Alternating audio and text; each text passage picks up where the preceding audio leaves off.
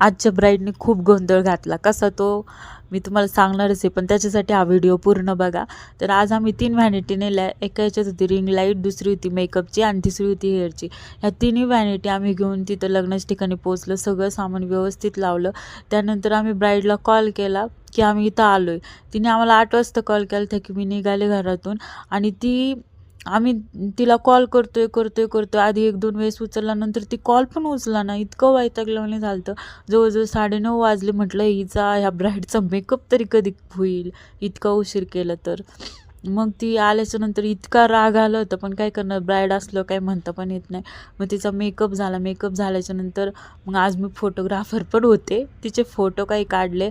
Photo काढल्याच्यानंतर मग बघितलं तर तिने ड्रेसचं टॅगसुद्धा काढलेलं नव्हतं. स्टिकरसुद्धा तसंच होतं. मग तिला म्हटलं, बाई त्याचे काढायचे आम्ही एक्स्ट्रा चार्जेस घेऊ. मग तिने काढलं.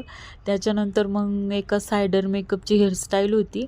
मग ती हेअरस्टाईल झाली. हेअरस्टाईल पुढून तिला टॉंग करायचे होते.